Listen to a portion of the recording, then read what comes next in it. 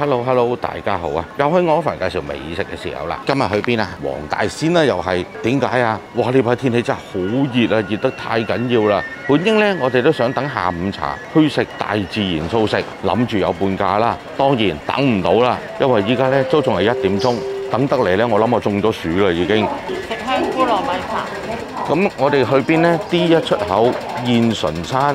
講真，頭先都聽到老婆講啦，等得嚟呢香菇糯米飯啦，咁都係一啲素菜嚟嘅。香菇糯米飯都係素食嚟，咁但係最後會點呢？大家諗諗啦。咁呢度呢，我一路行過去啦。呢條路呢，行過好多次啦。點解啊？有3間酒樓拍過啦。其實呢，拍過4次，因為有一間酒樓呢已經改咗名添。咁今次呢，再去已經係第5次啦。呢條路程呢，我好相信唔使我再獨立再講噶啦。因為點解呢？講咗都唔知不下知幾多次啦。咁我呢度呢，純粹就咁一路行一路拍，我最後用快鏡俾翻大家睇啦。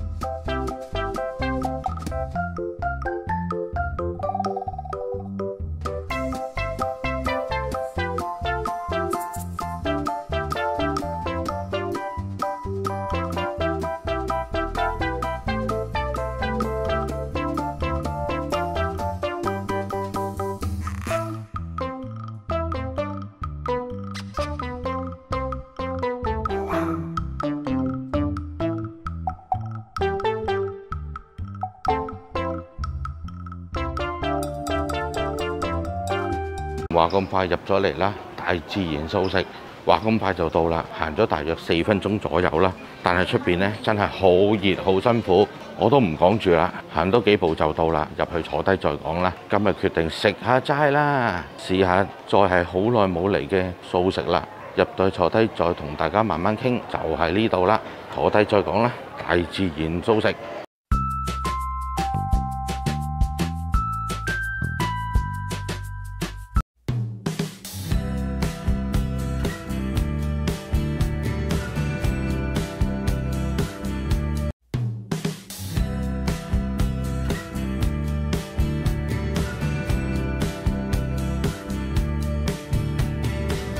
好啦，入到嚟坐低咗啦，大自然素食餐牌裏邊種類繁多，當然下午茶佢係有半價嘅寫明。咁呢個我哋都唔等啦，因為即係第一太熱啦，第二有啲肚餓。咁我哋嗌咗啲嘢啦，譬如呢個酥皮金湯蟹黃翅，同埋呢，佢有一啲午餐嘅喎，竟然呢會有呢個煲仔飯、燒汁鰻魚煲仔飯，仲有呢就係呢個瓜粒雜滾海鮮泡飯，同埋呢有呢個呢鮮果沙律拼日式燒壽司。哇！呢啲嘢呢，我上次油麻地食過一次都覺得真係怕。另外呢，佢仲有一個熱門推介喎，就係裏邊呢一啲嘢啦。當然仲有一個特別嘅餐牌，就係一啲壽司嘅嘢啦。呢個呢，我哋睇睇先啦，睇睇先再決定。其實呢，我哋嗌咗啲嘢入咗單㗎啦，俾你睇下啦。嗱，我哋嗌咗幾多嘢呢？生煎菜肉餃、酥皮金湯蟹黃翅、農家燒竹筒飯、瓜粒雜錦海鮮泡飯、鮮果沙律拼日式燒壽司、燒汁鰻魚煲仔飯。暫時就係呢啲嘢啦，一係等啲嘢嚟到再同大家慢慢傾。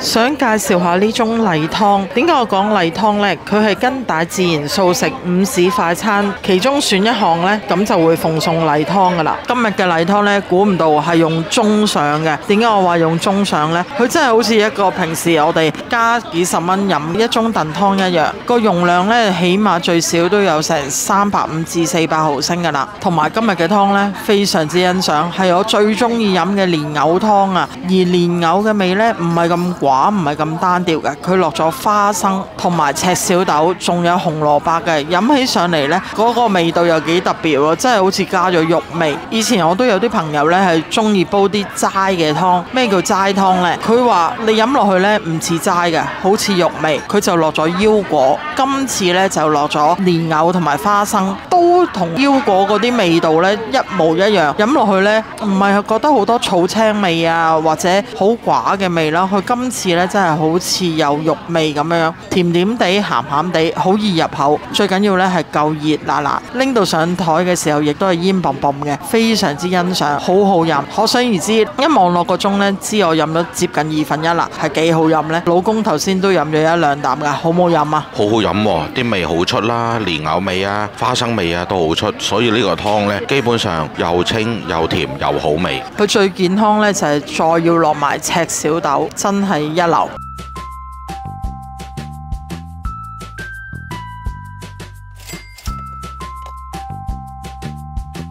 跟住我講講呢個酥皮金湯蟹黃翅啦，價錢58蚊。呢種湯嚟到嘅時候呢，望落去，哇，都幾細盅下啦。你睇下，見佢呢，你睇下都燒得幾犀利，即係焗嘅時候呢，都焗得好堅啊。同埋個盅你望下，老婆個盅擺喺隔離，你就知啦，一比對，你見唔見啊？見唔見個分野喺邊度啊？就係一大一細啦。好啦，跟住講講呢個湯啦。呢個湯呢，佢嗰個金湯呢，好好味，佢有啲似呢落南瓜 blend 出嚟嘅湯底，再調咗少少一啲類似調味料喺度啦，我唔知佢落咗啲咩調味。裏面嘅材料呢，有一啲類似名門卷切咗絲嘅口感，同埋有一啲素翅喺度。哇！呢個真係好好味。同埋呢，你睇下右上嗰幅相，我一揭開嘅時候呢，佢已經係呢10分滿啊，即係貼住個頂去到個酥皮度。酥皮佢唔係焗到好上身，比較平啲，但係佢呢度焗呢，唔覺得好漏咯。我覺得點解呢？有啲酥皮湯呢，個酥皮太過大塊啦，你睇下佢呢度呢，唔算太大塊，焗完出嚟呢，唔會漲身漲得好勁，只係好薄一層，得0.5 cm 嘅啫。咁另外呢，佢呢個酥皮呢，都染咗啲蛋漿落去焗啊，咁所以呢，出嚟個效果呢，賣相呢，睇落去成個呢，就真係好似金色咁嘅感覺。雖然個盅就唔係金色啦，但係我覺得呢個味道呢，認真做得唔差，我覺得都好好味添。呢個呢58蚊呢，我唔覺得好貴，值得叫你試。如果下午茶當然會更加平啦，依家都已經覺得 OK 嘅啦，其實。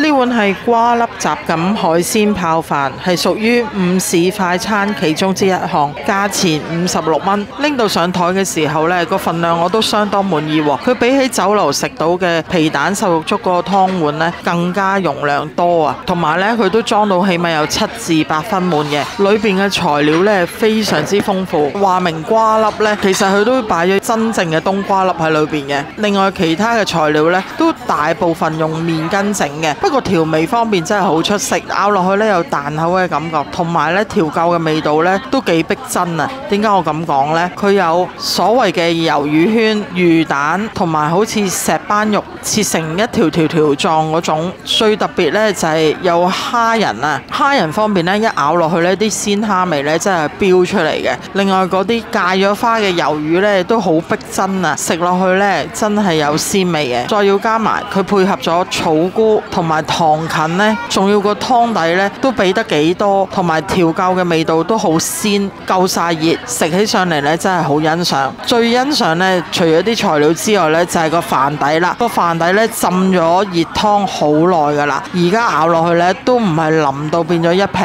漿糊山莊咁樣，同埋咬落去呢係粒粒分明，有少少照頭，同埋望見個賣相呢都相當唔錯，起碼唔係梅林牌個 friend。咁整體上呢，我覺得呢碗搭咁瓜粒湯飯呢真係幾欣賞，同埋材料呢一啲都唔孤寒，俾得好豐富，呢一點呢真係最緊要嘅。每嚿切嘅份量呢都算係大嚿噶啦，食落去呢真係好有口感。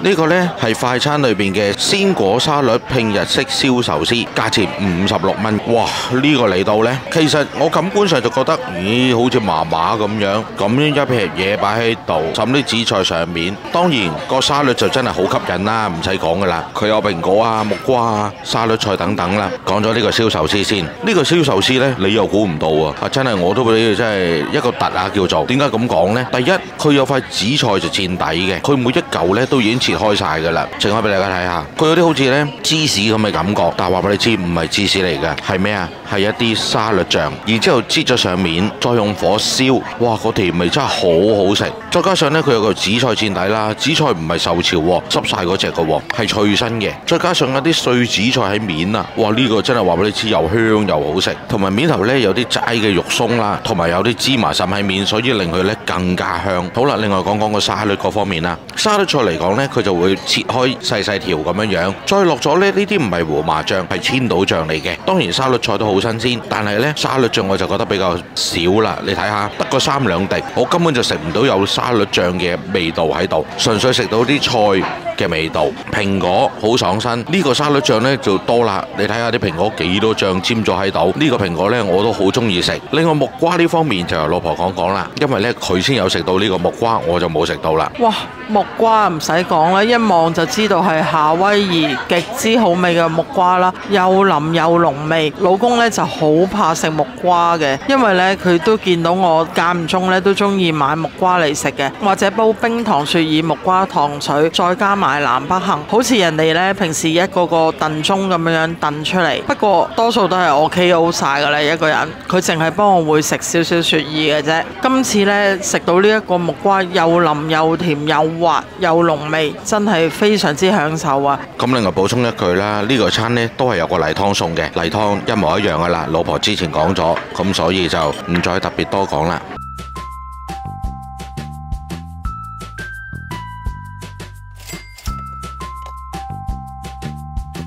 呢碟係生煎菜肉餃，一碟有8隻，價錢48蚊。其實望見個價錢48蚊有8隻呢，平均一隻餃都係6蚊，咁其實都唔算太貴嘅。我覺得個價錢可以接受，同埋呢，佢個份量呢，雖然比8隻咁多呢，一啲都唔細隻嘅喎，佢都包到幾飽滿㗎。我求其反轉一隻俾你睇，你睇下背面，你睇下背面嗰個玲瓏浮凸感啊，幾誇張。其實呢，佢啲材料都包到好飽滿㗎。剪開咗一隻俾你睇咧，都睇到裏邊嘅餡料噶啦。一剪開嘅時候咧，我聞到濃濃嘅白菜味啊，同埋咧配合咗一啲調味啊，聞落去咧好似加咗肉碎咁樣嘅效果，但係食落去咧就一啲都唔似肉碎嘅，似好似將啲麵筋咧切開一粒粒，好細粒，但係咧就調咗好多平時我哋煮餸嗰啲醬油味喺度。咁咬落去咧，其實條邊咧就比較脆口嘅，都食到好似平時食薯片嘅感覺，但係個外皮本身呢就比較厚啊，厚到呢個感覺似食緊清真牛肉館裏邊嘅牛肉餅一樣啊！但係呢，雖然佢有煎封過，都有少少焦香味，但係我就嫌唔夠多咯。如果佢個焦香味呢更加多、更加豐富呢，咬落去呢會更加酥脆同埋香口嘅。今次呢，只係好似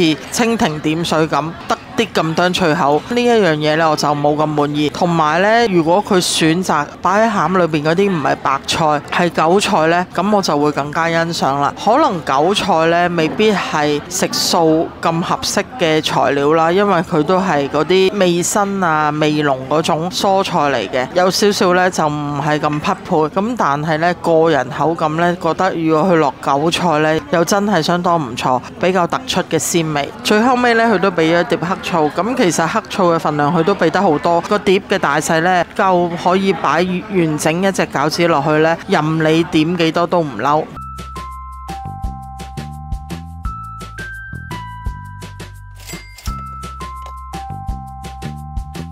好啦，呢個煲仔飯嚟到啦，佢其實呢本身都有啲豉油喺度噶啦，不過呢我都落翻少少啦，唔夠先再落。咁呢度呢佢都有好大兜豉油嘅，一陣我哋食完再慢慢講啦。呢個呢係午市快餐煲仔飯啦嘅燒汁鰻魚煲仔飯，價錢61蚊。呢個煲仔飯呢佢只係做到下晝3點鐘嘅啫，我相信下午茶呢佢就唔做啦。咁全部煲仔飯呢佢都有幾款，都係61蚊。呢個呢亦都係會送例湯嘅，咁所以呢，咁嘅價錢又有飯又有例湯，我覺得真係唔錯。跟住講個煲仔飯裏邊嘅材料啦，當然只係得鰻魚啦。鰻魚呢啲係素鰻魚嚟嘅，佢個味呢做得好逼真。當然你話同鰻魚嘅鮮味就講唔上噶啦，但係起碼口感上啊、味道啊，全部嘢都唔差。飯呢，我就感覺唔係我想象中嗰種啦。第一，你講明煲仔飯啊嘛，佢唔夠乾身，焦香感唔夠，你睇下係粒黐黐嘅，同埋佢似咩呢？呢個若然你話俾我知係煲仔飯，不如話俾我知呢個係中頭飯好過啦。點解咁講呢？佢冇嗰種呢煲仔煲出嚟嘅焦香感。呢樣嘢呢，煲仔飯係好特別嘅。佢煲完之後呢，個底呢，你一燶燶地或者燒過呢，就會有一陣焦香感，而佢呢，完全做唔出。我感覺上呢，係畢咗啲米落去，將成個煲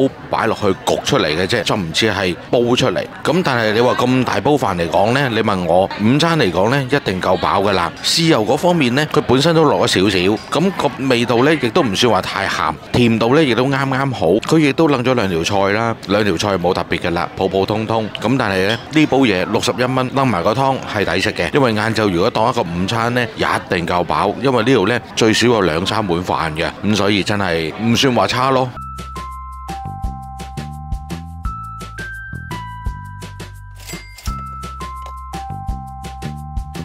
好啦，最後一樣嘢就係農家燒焗竹筒飯啦。呢個呢就冇折扣噶啦，寫明即係話下午茶呢都係咁嘅價錢，因為佢價錢好平啊，38蚊。再有折扣呢，就即係送俾你食噶啦，差唔多。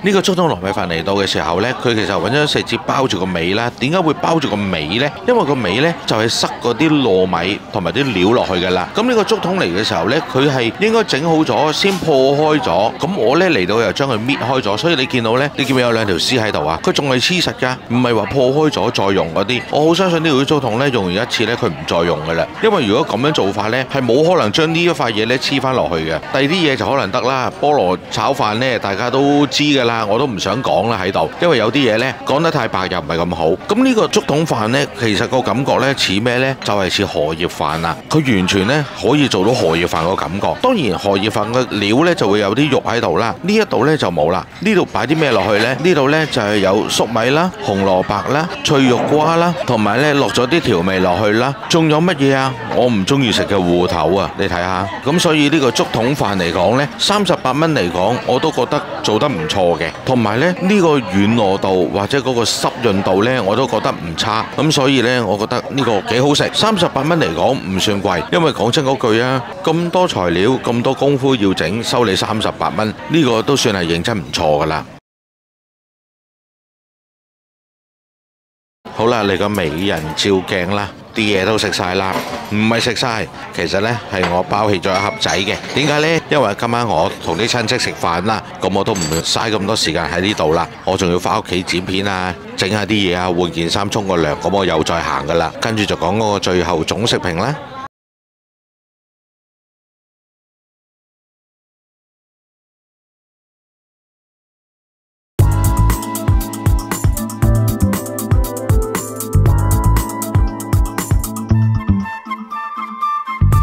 好啦，跟住講嗰個最後總食評啦。今餐呢賣咗單啦，365個2，佢真係呢1蚊1毫都收足嘅，就唔會話4捨5入啊，2毫就變咗零頭啊，5毫啊變咗1蚊啊咁嗰啲，佢唔係，佢真係找翻晒咁多毫子俾我嘅。今日嘅嘢食推介呢，有3樣嘢啦。其實我最欣賞呢，就係嗰個酥皮金湯蟹黃翅啦。嗰個翅嚟講呢，個味道啊同埋嗰個分量啊、酥皮啊都真係唔差嘅。咁另外就係嗰個鮮果沙律拼日式燒壽司啦，呢個呢亦都係做得唔差嘅，同埋個味道呢亦都唔錯。其餘嗰啲嘢呢，就由老婆講講啦。咁今日呢，其實呢度嗰個環境幾好啦，冷氣嚟講呢，開頭我就覺得比較熱啊，唔知係咪我哋行完過嚟比較熱啦，淨係話曬住好犀利會比較熱啲啦，咁變咗一開頭我會比較食得熱啲，同埋啲嘢食真係好熱啊，咁可能熱上加熱呢，我就會出汗咯。咁但係依家坐耐咗啦，人就少咗啦，咁我就覺得都唔差嘅。咁其餘嘢等老婆講啦。喺地鐵站行過嚟嗰陣時呢，就話再係咁熱呢，我哋就食香菇糯米飯啦。唔係講嗰啲食物香菇糯米飯，係講個人啊變咗香菇糯米飯啊！唔知大家明唔明呢？喺冇凍嘢飲嘅情況之下，仲要曬住嚟行呢，咁都幾辛苦嘅。估唔到上到嚟呢，第一個食到好彩都唔係熱嘢，係凍嘅嘢。點解我咁講呢？因為原來一坐低呢，佢就會擺低碟前菜，嗰碟前菜係雲耳嚟嘅，係用麻油醃製過，雪到凍嘅。咁但係呢，又唔係到好冰凍嗰種，係比起室溫呢凍多少許嘅。咁食起上嚟呢，都幾爽口，幾香口嘅喎。咁所以我都覺得幾欣賞嘅。咁其次冇幾耐送上嚟呢，就已經係嗰個例湯啦。例湯呢，份量夠多啦，同埋整得好好味，仲要係熱辣辣。咁湯同埋粥呢，其實夠熱先好食嘅。如果係好和暖啊，或者暖偏熱少少呢，就冇咁享受嘅。呢度相當唔錯啊。後來呢，原來再飲第二碗嘅時候呢，佢啲材料唔止我哋飲第一碗嗰時候講嘅咁少噶，佢仲有粟米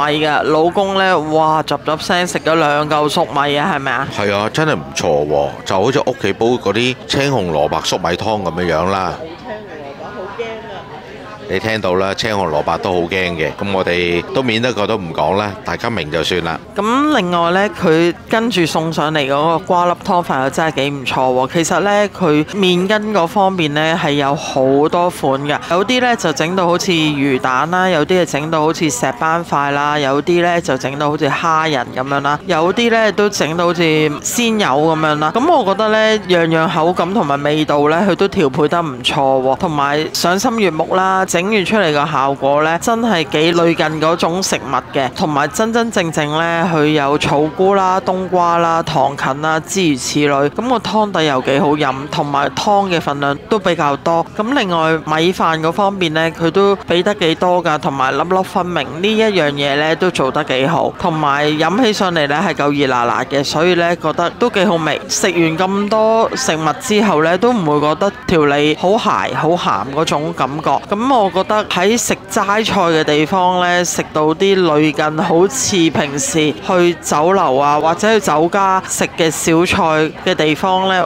飲到嘅湯品啊同埋食到嘅餸菜呢，都做到咁類近。如果就算唔中意食齋菜嘅人呢，都可以將個視覺呢喺個腦裏邊呢轉換一下，就呃咗你自己原先嗰個味覺同埋感覺咯。咁所以唔中意食齋菜嘅人呢，嚟呢啲地方呢，都可以享受一下齋菜嘅味道同埋款式嘅。咁我覺得都幾特別啦，因為間唔中呢食一餐咁嘅款式嘅齋菜呢，我覺得都可以清下腸胃，可以洗滌心靈啦，同埋我覺得係健康啲咯。呢度呢就冇柔和嘅音樂播嘅，所以都唔會令到你嘅心情好輕鬆。不過呢，佢食嘅口味啊，同埋睇嗰個菜牌呢，都會令你覺得賞心悅目嘅。同埋呢度傾偈呢都好斯文嘅啲人。咁雖然個樓底夠高啦，你都唔會覺得好嘈雜，咁都 OK 嘅。整體上呢，呢個價錢我覺得都算係多款式俾你揀㗎啦，變相就冇咁寡冇咁悶咯。咁我覺得久唔久食一餐齋菜呢都 OK 嘅，都係一個有益身心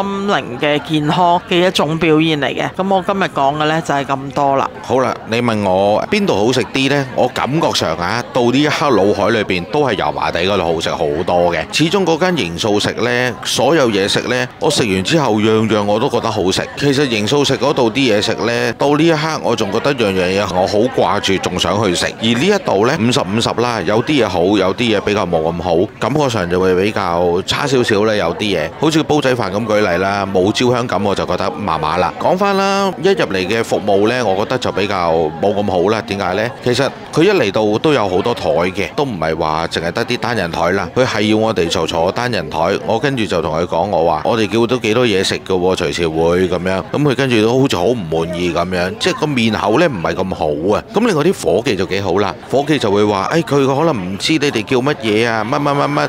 咁講真嗰句，佢都係一個高級嘅員工嚟嘅，因為佢着啲色衫唔同啦。我估係一個店長或者經理左右啦。但係我覺得印象就唔係咁好啦。呢樣嘢呢，我覺得佢哋要好好改善下啦。咁我哋今日呢都講得太耐啦，因為點解呢？我哋跟住又要翻屋企企換衫沖涼，準備又出街啦。咁老婆聽日仲要睇眼添啦，咁啊變咗呢一排呢，就算有網友約我哋出嚟聚會，都有啲唔係幾啱時間。嚟緊希望多啲聚會可以出去同大家食下飯傾下偈啦。好啦，今日就講到呢度啦。中意睇我片嘅話，訂閱、讚好、分享、留言啦，多謝大家支持啦，拜拜啦。拜拜。所以點解我哋會包起啲嘢拎返屋企呢？就係唔想嘥太長時間啦。下次再講過啦，拜拜。